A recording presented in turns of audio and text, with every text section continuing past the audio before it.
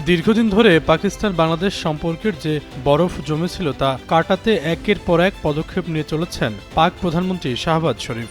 দেশটির উচ্চপদস্থ কর্মকর্তারাও বাংলাদেশের নতুন সরকারের সাথে সুসম্পর্ক গড়ার বিষয়ে ইতিবাচক মন্তব্য করছেন। কূটনৈতিক সূত্র বলছে, উভয় পক্ষই অভিন্ন বিশ্বাস ও ঐতিহ্যের উপর ভিত্তি করে সম্পর্ক এগিয়ে নিতে চাইছে। তবে এই নতুন সম্পর্কের সমীকরণ দক্ষিণ এশিয়ার ভূ রাজনীতিতে, বিশেষ করে ভারতের সাথে বাংলাদেশের সম্পর্কের প্রেক্ষাপটে বেশ তাৎপর্যপূর্ণ। ভারতের সঙ্গে বাংলাদেশের দূরত্ব ও সীমান্ত ঘিরে রাজনৈতিক উত্তেজনার মধ্যেই পাকিস্তানের প্রধানমন্ত্রী শাহবাজ শরীফ বাংলাদেশের সফরে আসা এবং বাংলাদেশের প্রধানমন্ত্রী তারেক রহমানের সঙ্গে সশরীরে সাক্ষাৎ করার প্রবল ইচ্ছে পোষণ করেছেন।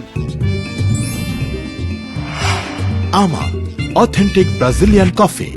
সৌদি আরবের জেদ্দায় ওআইসি ফিলিস্তিন বিষয়ক কার্যনির্বাহী কমিটির এক সভার ফাঁকে পররাষ্ট্রমন্ত্রী ডক্টর খলিলুর রহমানের সঙ্গে এক সৌজন্য সাক্ষাতে পাকিস্তানের উপপ্রধানমন্ত্রী ও পররাষ্ট্রমন্ত্রী ইসাহাক দার এই তথ্য জানান। শুক্রবার পররাষ্ট্র মন্ত্রণালয়ের পক্ষ থেকে এক সংবাদ বিজ্ঞপ্তিতে এই বৈঠকের বিস্তারিত জানানো হয়। বৈঠকে পাকিস্তানের পররাষ্ট্রমন্ত্রী ইসাহাক দার বাংলাদেশের সাবেক প্রধানমন্ত্রী বেগম খালেদা জিয়ার সঙ্গে তার পূর্বের স্মৃতির কথা তুলে ধরেন। তিনি জানান, পাকিস্তানের বর্তমান প্রধানমন্ত্রী শাহবাজ শরীফ বাংলাদেশের প্রধানমন্ত্রী তারেক রহমানের সঙ্গে দ্বিপাক্ষিক বিভিন্ন বিষয়ে আলোচনার জন্য অধীর আগ্রহে অপেক্ষা করছেন এবং শীঘ্রই ঢাকা সফরের পরিকল্পনা করছেন।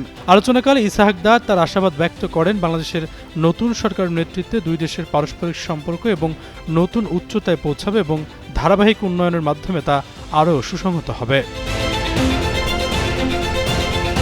এছাড়াও ফিলিস্তিন সমস্যা ও রোহিঙ্গা সংকটের মতো আন্তর্জাতিক ইস্যুতে বাংলাদেশের বলিষ্ঠ ও মানবিক অবস্থানের ভূয়সী প্রশংসা করেন তিনি। এই গুরুত্বপূর্ণ বৈঠকে বাংলাদেশের পররাষ্ট্রমন্ত্রীর সঙ্গে প্রধানমন্ত্রীর পররাষ্ট্র বিষয়ক উপদেষ্টা হুমায়ুন কবির উপস্থিত ছিলেন। দুই দেশের প্রতিনিধিরা দ্বিপাক্ষিক স্বার্থ সংশ্লিষ্ট বিভিন্ন বিষয়ে সহযোগিতার ক্ষেত্রে আরও প্রসারিত করার গুরুত্ব আরোপ করেন। জানা গেছে, পাকিস্তান বাংলাদেশের সাথে বাণিজ্যিক সম্পর্ক বৃদ্ধির ওপর জোর দিচ্ছে। দীর্ঘ বিরতির পর 2024 সালের শেষ দিকে করাচি থেকে সরাসরি জাহাজে পণ্য নিয়ে চট্টগ্রাম বন্দরে আসা শুরু হয়েছে।